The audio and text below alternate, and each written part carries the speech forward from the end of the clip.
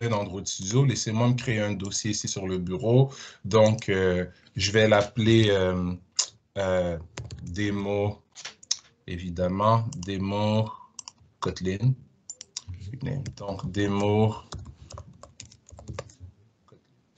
Parfait. On va créer un nouveau projet.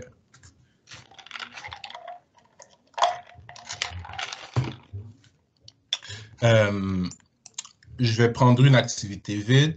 Et encore là, je voulais suggérer à plusieurs reprises depuis la fin du cours de Mobile 1, donc en Mobile 2, etc., pour des raisons de simplicité dans les démos, pour éviter de se perdre dans des interfaces usagers compliquées, je démarre toujours avec le Empty Activity. Mais je vous l'ai dit à quelques reprises, vous avez un login à faire. Pourquoi vous cassez la tête à faire le login à la main? Ben, démarrez sur, une login activity, ça va, qui a déjà une belle interface usagée avec les choses centrées correctement. Tout ce qu'il faut faire, c'est aller dans le fichier de layout, changer le texte, changer les ID et dans votre activité, mettre le code correspondant. Vous avez plusieurs interfaces usagées, plusieurs fonctionnalités à rendre disponibles pour l'administrateur de votre plateforme de e-learning, par exemple. Donc, au lieu de créer des activités séparées, ben, pourquoi ne pas créer, par exemple, laissez-moi en trouver une ici, tiens, voyons, une intéressante.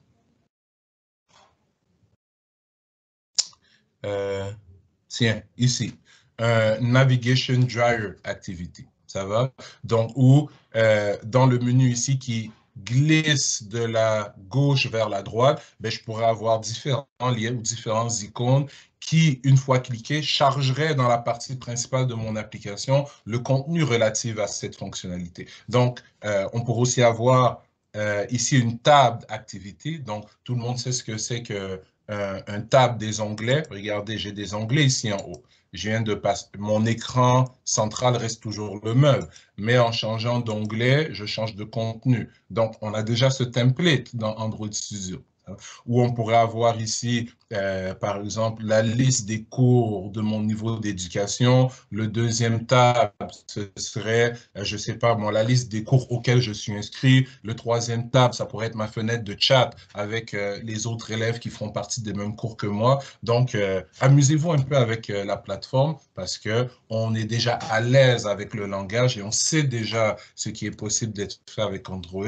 Donc, appliquons-nous à découvrir ce qui peut être fait pour rendre nos interfaces usagées plus professionnelles, plus engageantes, plus user-friendly. Ça va? Donc, je vais aller rapidement. Donc, Empty Activity, Next. Je vais viser le dossier qui est ici sur mon bureau. Je vais y aller en Kotlin. Donc, sur le desktop, démo Kotlin. Allons-y, finish. OK. Et laissons quelques temps à notre application pour se charger.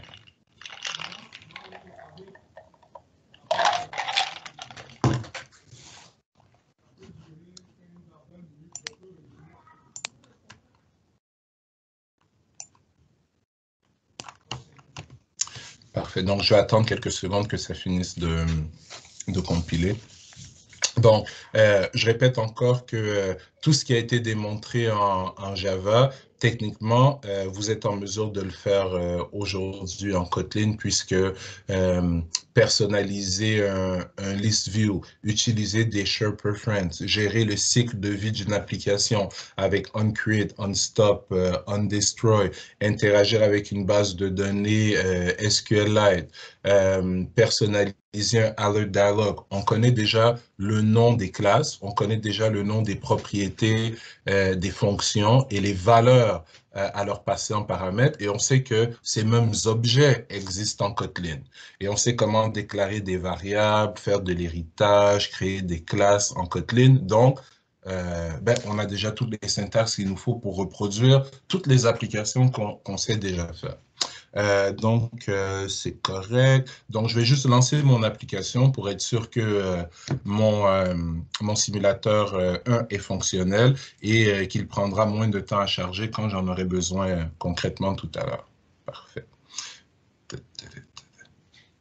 OK.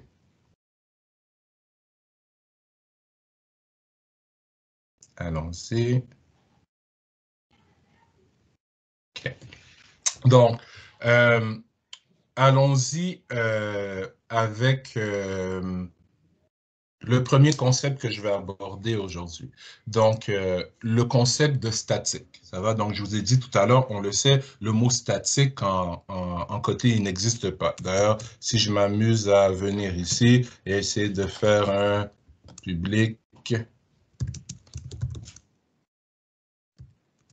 statique, bon, il faudrait qu'on l'écrive correctement, évidemment, statique, le compilateur n'est pas content. Ça va? C'est un mot-clé Java et non un mot-clé Kotlin.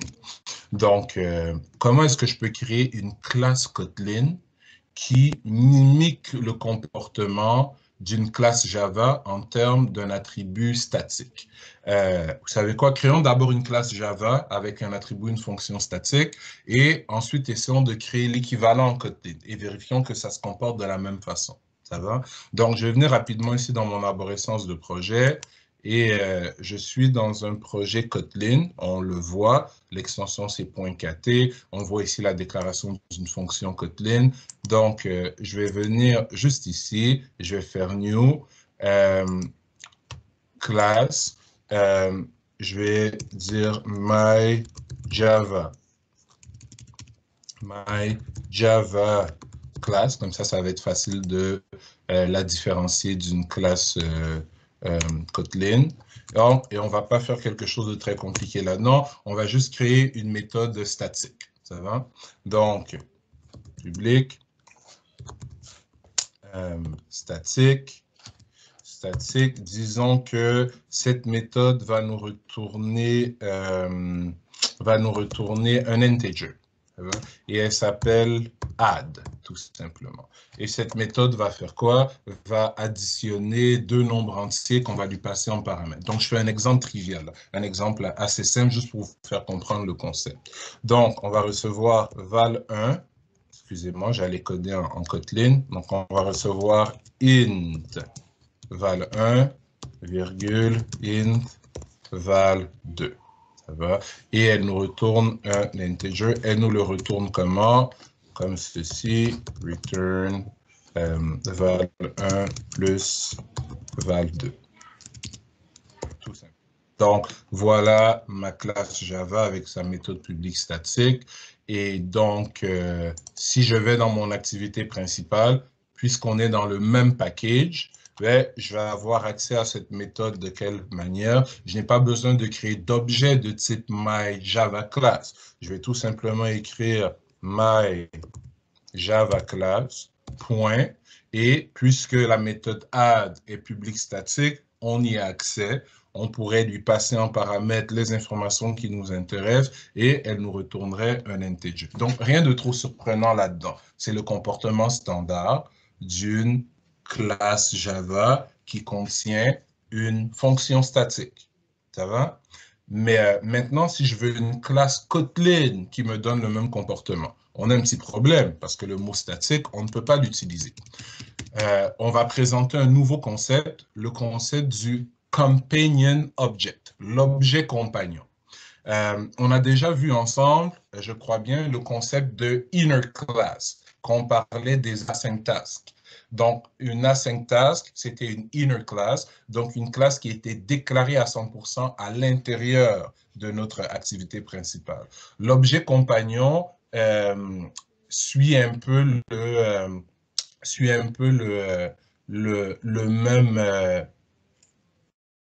même principe. Donc, une image vaut 1000 mots.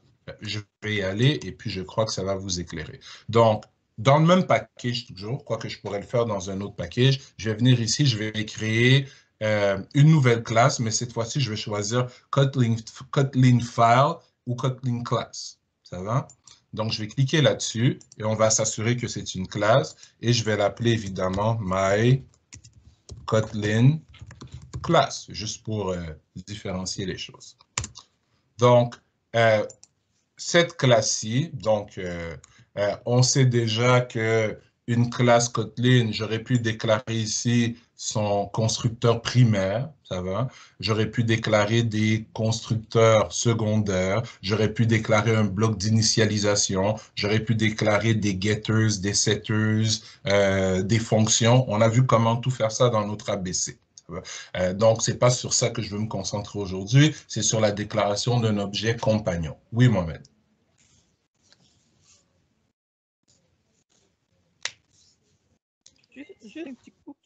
Juste te demander une petite question. C'est par rapport à la différence entre classe et data class. Une fois que tu ajoutes le fichier plutôt de Kotlin. Une data class, son nom le dit, c'est que quand on fait de la programmation orientée objet, des fois on crée des objets, mais ces objets-là, on en a besoin que pour stocker temporairement de l'information. Quand tu récupères par exemple de l'information d'une base de données, ça va? Pardon. Quand je récupère tous les enregistrements, merci. Quand je récupère tous les enregistrements de ma table étudiant, par exemple. Donc, je veux tous les mettre dans des objets de type étudiant et mettre ces étudiants dans une array list d'étudiants. Ça va?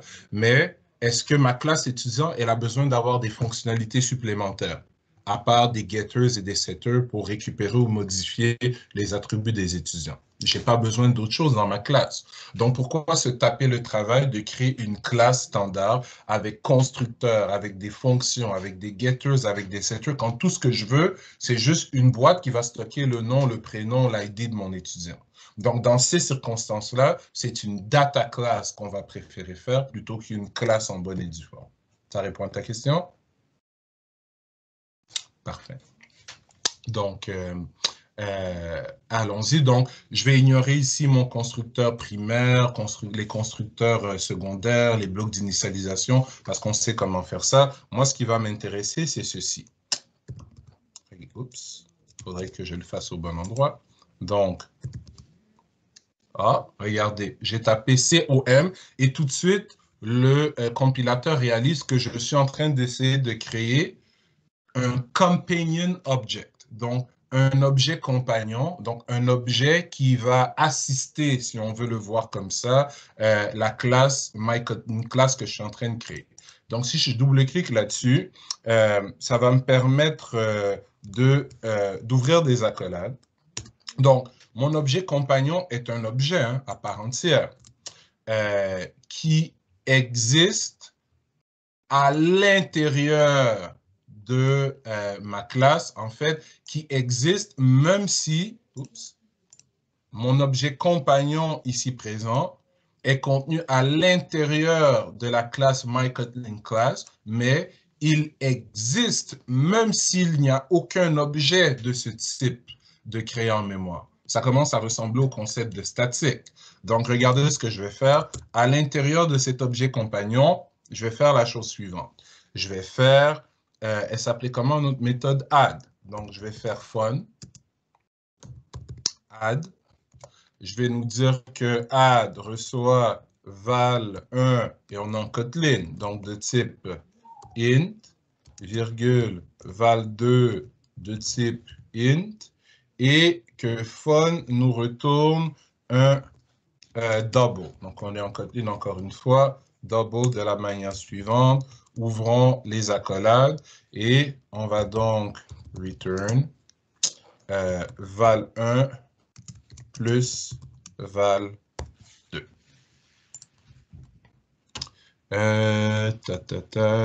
Ah, mais oui, j'ai dit que je retournais un double, mais là, j'additionne deux integers. Donc, j'ai deux choix. Soit j'arrête de me mélanger et j'écris integer ici, ou si je voulais vraiment retourner un double, c'est pas un problème, on peut convertir. Donc, je vais mettre tout ceci en parenthèse et je vais faire tout. Donc, to double, to byte, to char, to float, to int. Donc, on a des fonctions de conversion en Kotlin, tout comme on a des fonctions de conversion en Java ou en C#. Ça va jusque-là pour tout le monde? Monsieur, le 2 points double, est-ce que c'est nécessaire? Oui et non. Ça va? Je vais répondre à ta question dans quelques secondes. Ça va? Garde-la en tête. Ici, je mets la syntaxe standard, ça va? Qu'on a appris jusqu'à présent. Mon plan d'aujourd'hui est de vous montrer certaines particularités du langage. Je vais vous décrire dans quelles circonstances ce n'est pas nécessaire de spécifier le type de données ici. J'y arrivais tout à l'heure, c'était prévu. Mais merci pour la remarque. Donc, ça, c'est le genre de fonction standard qu'on a appris à faire. Et cette fonction, elle est encapsulée à l'intérieur de mon objet compagnon. Ça va? Donc, comment est-ce que je vais utiliser cet objet compagnon? Donc, on va sauvegarder le tout. Je vais retourner dans mon activité principale. Et dans mon activité principale, je vais maintenant faire my. J'ai deux choix. J'ai my Java class, my Kotlin class. Je vais taper my Kotlin class. Et je ne suis pas en train de déclarer un objet de type my Kotlin class. Parce que si c'était le cas, je ferais par exemple M1 my, oups, excusez-moi, je me trompe de langage. Donc, je ferais val M1 my Kotlin class, comme ceci, égale, et puis là, je l'initialiserai. C'est comme ça qu'on initialise un objet en Kotlin. Donc, ce que je suis en train de faire, je suis en train de donner le nom, excusez-moi, je suis en train de donner le nom d'une classe, Kotlin, point, et regardez, add est disponible directement. Ça va? Pourtant, je n'ai jamais créé d'objet de type myKotlinClass. Si je ne me trompe pas, je peux même faire mieux. Regardez, je peux faire companion.add. Ça va? Donc, ici, c'est plus visuel parce qu'on voit notre application en termes de boîtes imbriquées les unes dans les autres. J'ai ma classe myKotlinClass qui contient un objet compagnon auquel je peux référer avec le mot-clé companion. Et à l'intérieur de cet objet, ben, j'ai accès à ce qui est déclaré. On garde en tête qu'en Kotlin, tout est public par défaut. Voilà pourquoi je vois add par défaut. Si je l'avais marqué comme étant privé, je ne le verrais pas. Ça va? Donc, on a accès à cette constante où je pourrais passer 23, 56 et ça me retournerait le résultat juste ici si on voulait exécuter ou on a accès à cette syntaxe ici qui est raccourcie, qui par défaut va chercher ce qui se trouve dans notre objet compagnon. Si on voulait, on pourrait même s'amuser à venir nommer cet objet-là. Donc, je vais l'appeler, tiens, Toto. Ça va? Donc, companion object Toto. Regardez bien à l'écran. Donc, je lui ai redonné un nom parce que companion tout seul, c'est pas très intéressant. Pourquoi je voudrais nommer mon objet? Ben, je pourrais avoir plusieurs objets compagnons à l'intérieur de la même classe. Je pourrais avoir un Toto, un Tata, un Tutu, chacun d'entre eux avec des constantes statiques, entre guillemets. Je mets entre guillemets parce que statique n'existe pas. C'est le comportement similaire qu'on vient chercher ici. Donc, plusieurs objets compagnons à l'intérieur desquels je mettrai des fonctions ou des constantes qui sont associées, un peu pour organiser mon code. Donc, si je sauvegarde ici et je retourne dans mon activité principale, donc Kotlin. Voilà, j'ai mon ami Toto ici, qui est mon objet compagnon.add. Ça va? Donc, on vient par un mécanisme du Kotlin, les objets compagnons, de répliquer le concept d'une fonction statique du Java. Plus intéressant encore, là, je suis dans un fichier Kotlin, mais est-ce que cette fonction add qui se trouve dans l'objet compagnon, est-ce que j'y aurai accès dans une classe Java? Ça va? Et c'est ce qu'on va prouver dans quelques secondes. Oui, j'y ai accès. Donc, ce que je vais faire, je vais d'abord me débarrasser de ceci. Je vais retourner dans ma classe. Oups. Et je vais laisser la syntaxe de base pour aller tester dans ma classe Java, est-ce que j'ai accès à cet objet compagnon. Et ensuite, on va lui redonner un nom, Toto, et on va voir comment est-ce que le fait de lui donner un nom va changer la manière dont on y accède à travers notre code Java. J'ai vu des mains levées, je crois que c'était Mohamed qui avait la main levée. Oui, c'est moi. Juste te demander par rapport d'un appel d'une classe dans MindActivity. Est-ce que c'est quoi qu'on peut faire bon, est-ce qu'on peut faire myCotlin class.toto, le nom du compagnon.add, et on peut mettre même... Je vais juste reprendre pour que le vocabulaire soit correct. On a appelé, c'est notre companion object qui s'appelle Toto. Ça va? Donc, je vais juste reformuler. Donc, oui, je suis capable de dire my Kotlin class, donc le nom de ma classe. Point. Là, j'ai deux choix. Si je connais le nom de la méthode qui m'intéresse dans le companion object, je peux l'appeler tout de suite. Ça va? Ou encore, je peux taper point. Oups. Oui, Toto. compagnon ici n'apparaît plus. Pourquoi? Parce que j'ai nommé mon objet compagnon. Ça va? Donc, point Toto, qui est un companion object. Et là, point, j'ai accès aux méthodes qui se trouvent à l'intérieur. Et pourquoi est-ce que c'est intéressant de nommer son objet compagnon? C'est si jamais j'ai plusieurs objets compagnons à l'intérieur de la même classe. Si je n'ai qu'un seul objet compagnon, ça ne sert à rien de le nommer. Pourquoi? Parce que, par défaut, je vais revenir dans ma classe ici. Si je ne le nomme pas, oups, si je ne le nomme pas, quand je viens dans mon activité principale, maintenant, j'ai accès au mot-clé compagnon parce qu'il n'y en a qu'un seul. Point, les méthodes publiques par défaut qui se trouvent à l'intérieur. Ça répond à ta question, je crois. Ma question, c'était soit tu mets .compagnon.add, soit .add. Ça ne change rien pour l'affichage, non? Comme je viens de dire, ça répond à ta question. C'est exactement ce que j'ai dit. Ça va, j'ai renommé les trois syntaxes. Ça va? Donc, je vais me débarrasser de ceci. Et donc, je vais aller dans ma classe Java qui se trouve ici.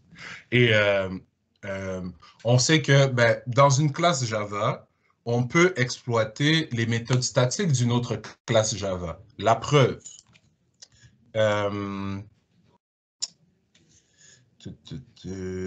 Donc, import, par exemple, Java,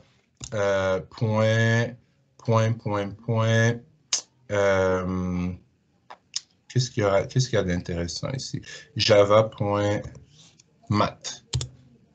Ça va? Java.mat.étoile, par exemple. Ça va? J'importe tout ce qu'il y a dans le package mat.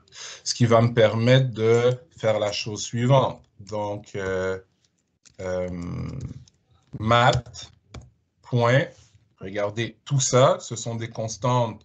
Pi, c'est une constante statique. Abs, pour la valeur absolue, c'est une fonction statique. Ça va?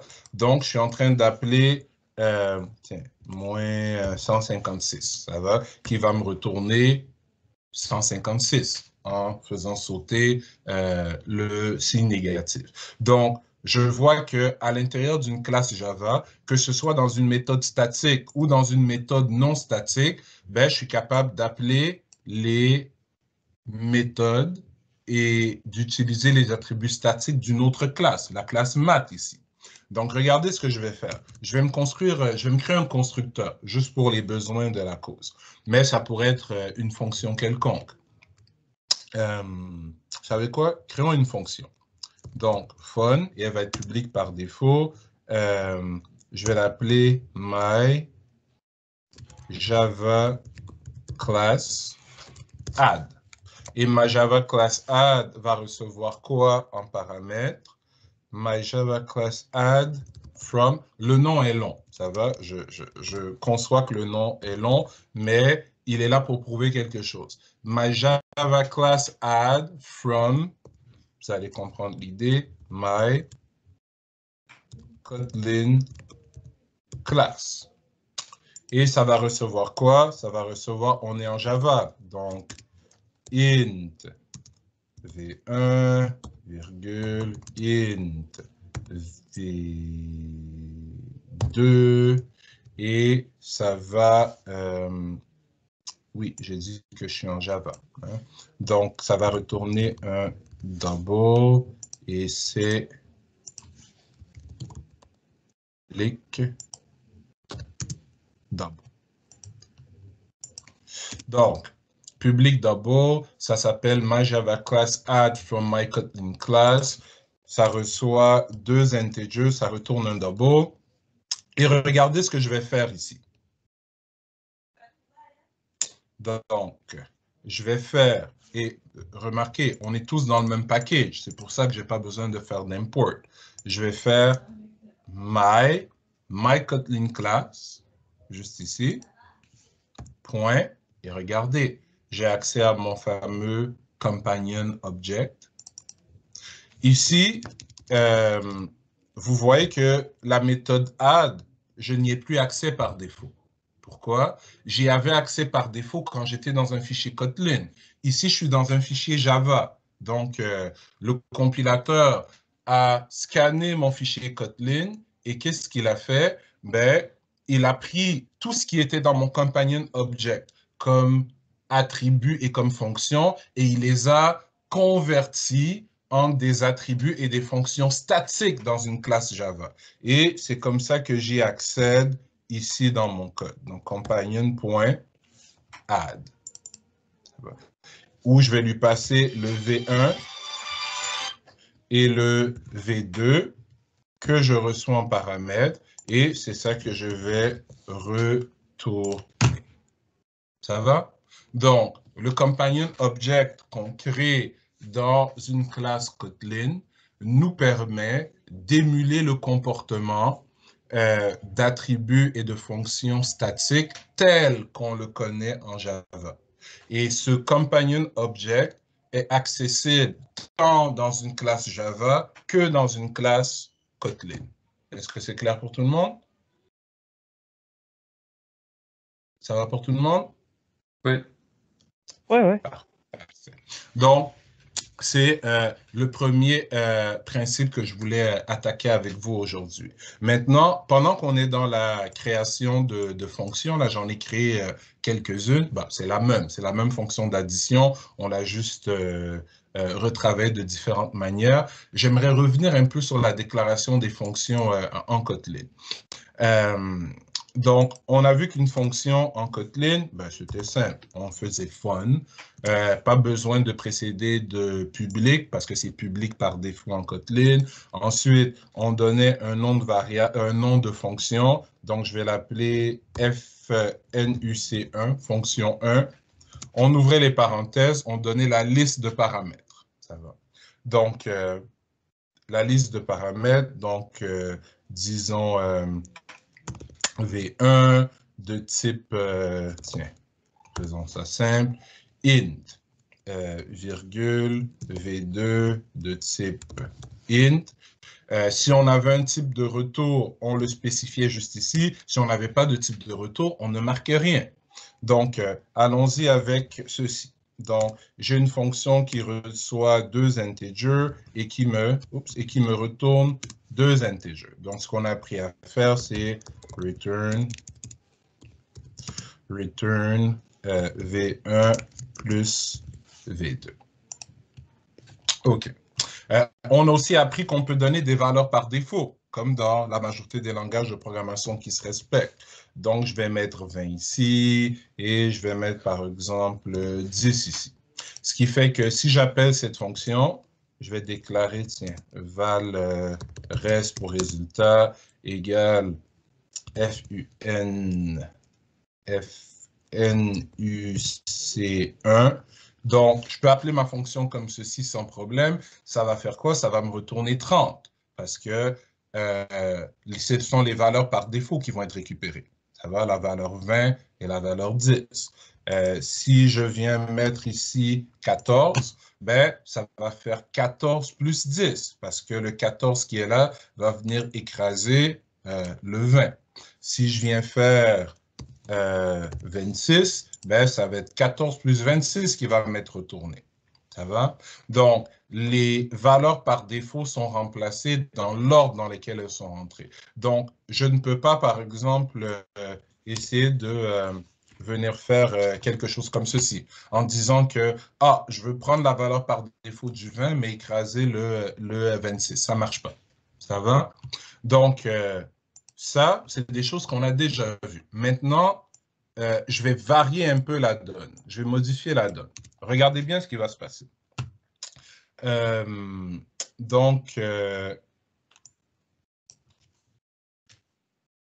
Parfait. Donc, le compilateur, là, il n'est pas content. C'est normal, j'ai effacé les accolades. Mais regardez bien. Je vais faire int, je vais faire égal, et je vais faire v1 plus v2. Et le compilateur, il semble parfaitement content. Même que val res égale fnc1 et donnons 23, donnons 56. Si on exécute ça, ben, vous voyez que le compilateur, il n'y a pas d'erreur. On va avoir notre résultat dans la variable res. Ça va? Donc, qu'est-ce qui se passe ici? On appelle ça une inline function. Ça va? Donc, quand le but d'une fonction n'est que de faire un traitement rapide, une addition, une multiplication, vous retournez une string, etc., ben, on n'a pas besoin d'accolade pour déclarer un scope, une zone. En fait, l'accolade en programmation, ça sert à quoi? Ça sert à déclarer un bloc de code dans lequel je vais avoir plusieurs lignes qui sont associées, donc qui doivent être exécutées ensemble. Mais est-ce que c'était vraiment nécessaire d'avoir un bloc de code ici quand tout ce que je voulais faire, c'est une simple addition? Ce n'était pas nécessaire. Donc, on va voir cette syntaxe-là très souvent en, excusez-moi, en Kotlin. Et mieux encore, vous savez quoi? Regardez bien à l'écran. Donc, je vais me débarrasser de mon type de données et automatiquement, on appelle ça l'inférence des types. Donc, le compilateur voit que je reçois deux valeurs. Il voit que ma fonction, quand je vais l'appeler, qu'est-ce qu'elle doit faire? Elle doit faire ce qui se trouve de ce côté du égal. Et ce qui se trouve de ce côté du égal, c'est une addition. Une addition sur deux valeurs integer. Donc, par défaut, le type de retour est un integer. Donc, inutile de le spécifier, on peut, ça va, mais en le spécifiant, vous venez de perdre 3 calories en tapant, ben, en fait, 4 calories. Ça va? 3 pour les 2 points, une pour les 2 points et une pour chacun des caractères I, N et T que vous avez mis par la suite. Ça va? Donc, c'est pas une particularité du Kotlin parce que l'inférence des types, ça existe dans les autres langages de programmation. Le mot-clé var qu'on utilise, qu'on fait du link to SQL en C#, ben, c'est ça que ça fait. Donc, quand on met var, ça analyse ce qu'il y a de l'autre côté de notre égal, ça détermine le type de retour, un iQueryable de cours ou un iQueryable d'élève, et ça fait le cast automatiquement pour nous. C'est le même principe ici. Ça va? Donc, j'ai le choix entre écrire ceci, ça va, écrire ceci, qui est équivalent, ou encore écrire ceci, qui est équivalent. Par contre, si je m'amuse à essayer de venir effacer le 2.in qui est là, le compilateur boude. Ça va? Parce que quand je mets les accolades, ben, il s'attend à avoir un type de retour spécifique. Ça va pour tout le monde? Donc, si par contre, je me débarrasse de... bon, je pense qu'on a compris le principe. Ça va pour tout le monde? OK. Je n'ai pas fini avec les fonctions, mais je crois que c'est l'heure d'une pause méritée. Ça va, ça fait à peu près 1 heure qu'on bavarde. Donc, il est 53. J'arrondis à la baisse à 50. Ça va? Et donc, revenons à E5, s'il vous plaît. Ça va? C'est bon pour tout le monde? Donc, revenons à 15h05. Donc, je vais le marquer dans la fenêtre de chat. En attendant, je coupe le partage d'écran, la vidéo et le son, et on se revoit à 15h05.